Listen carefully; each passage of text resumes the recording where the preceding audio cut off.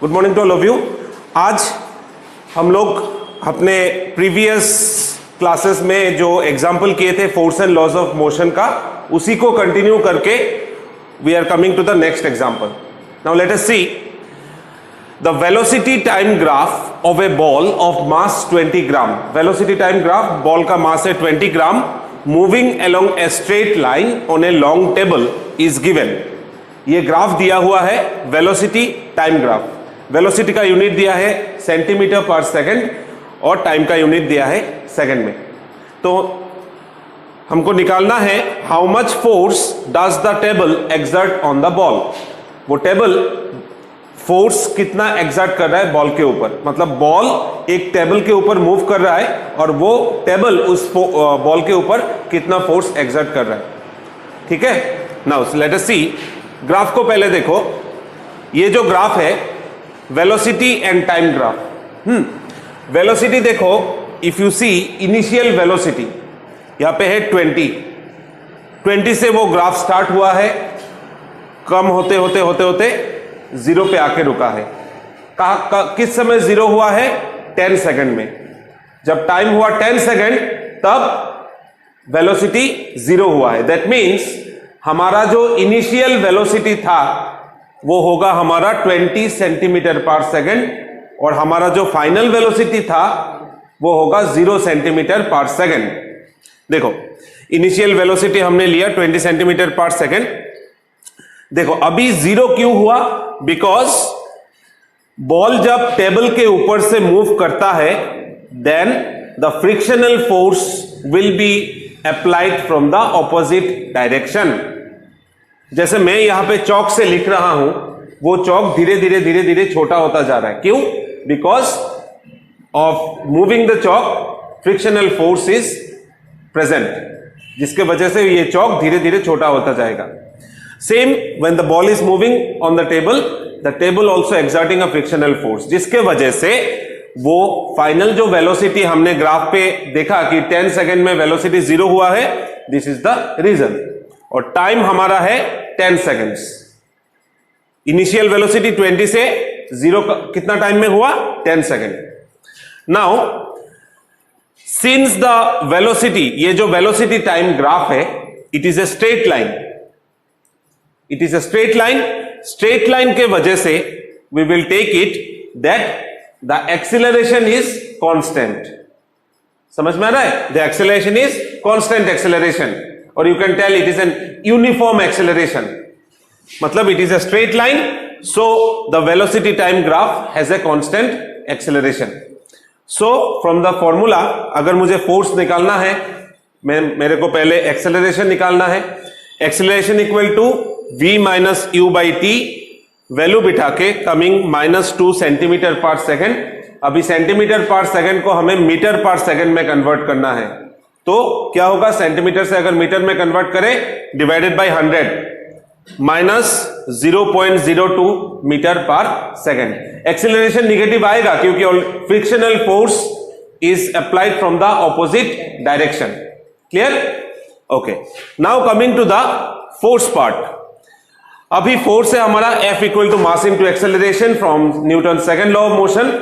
वहां पे मास दिया है 20 ग्राम, तो 20 ग्राम को मुझे किलोग्राम में कन्वर्ट करना है। तो यहां पे मैंने 20/1000 इंटू माइनस 0.02 जो हमारा एक्सेलरेशन निकला। तो 20/1000 कितना होगा? 0 cancel, 0.02 into minus 0.02 minus 0.0004 Newton. So this force will be applied. What type of force? Frictional force.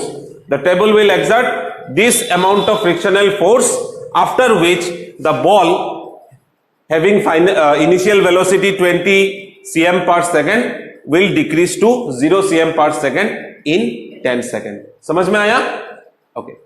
Okay, continuing with the next example, जो कि ये जो particular example है, ये example law of conservation of momentum के ऊपर है। Now let us see what is the question. A bullet of mass 20 gram is horizontally fired with a velocity of 150 meter per second. तो bullet का mass है 20 ग्राम, इसको fire किया गया bullet का वेलोसिटी हुआ 150 मीटर पर सेकेंड फ्रॉम ए पिस्तौल ऑफ मास 2 kg। पिस्तौल का मास है 2 kg। What is the recoil velocity of the पिस्तौल? What is the recoil velocity? Gun को जब ऐसे मारते हैं ना, ऐसे होता है। कोई भी गन हो, वो पिस्तौल हो या AK-47, कोई भी गन हो, वो जब फायर करता है ना तो पीछे की तरफ वो धक्का देता है। This is called the recoil velocity. ठीक है, उसको मुझे निकालना है। Let's see, mass of bullet 20 ग्राम, इसको मैंने किलोग्राम में कन्वर्ट किया, 20/1000 0.02 किलोग्राम। मास ऑफ पिस्तौल M2 2 kg, ये kg किलोग्राम में है। Initial velocity of bullet and पिस्तौल, इनिशियल वेलोसिटी क्या होगा? U1 और U2 दोनों ही रेस्ट पे है, तो इनिशियल वेलोसिटी दोनों के लिए 0 होगा। फाइनल वेलोसिटी बुलेट का 150 मीटर पर second, V1 is the final velocity. Now bullet का जो डायरेक्शन है वो बाई कन्वेंशन, मतलब मैंने ऐसे पकड़ के फॉर माई कन्वीनियंस, मुझे सॉल्व करने के कन्वीनियंस के लिए मैंने बुलेट का जो डायरेक्शन है वो मैंने लेफ्ट से राइट तक, राइट से लेफ्ट होने से निगेटिव होता है, लेफ्ट से राइट होने मतलब we are going in the increasing order, तो इसको मैंने पॉजिटिव लिया, पॉजिटिव बाय कन्वेंशन। और जो रिकॉइल वेलोसिटी है वो मैंने पकड़ा, let V be the recoil velocity. Clear? Now law of conservation of momentum क्या था? M1U1 plus M2U2 equal to M1V1 plus M2V2। जो यहां पे M1V1 मतलब initial momentum before collision is equal to the final momentum after collision.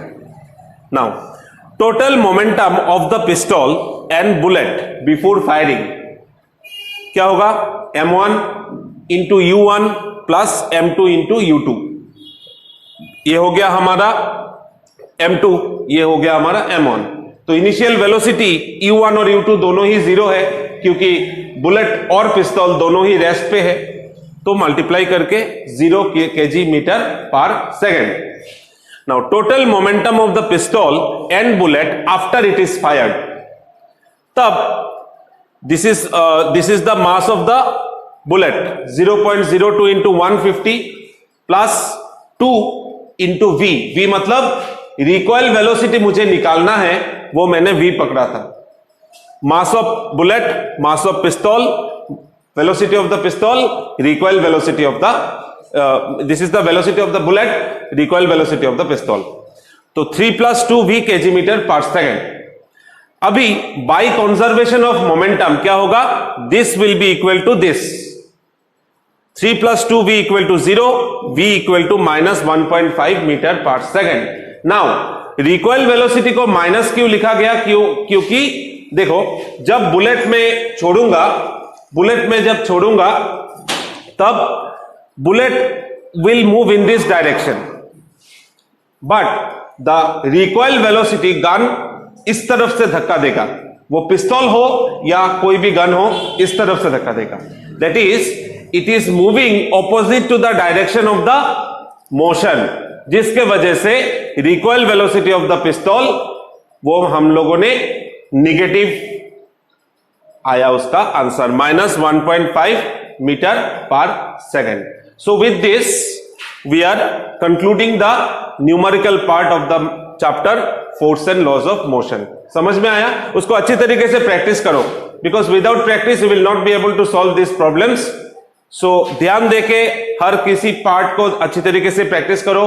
Formulas जो भी है वो सेपरेट करके लिख के इनको मेमोराइज करो थोड़ा फॉर्मूला को, तब जाके राइट न्यूमेरिकल में राइट फॉर्मूला यूज करके आप लोग ये न्यूमेरिकल्स कर सकते हो। क्लियर? Thank you.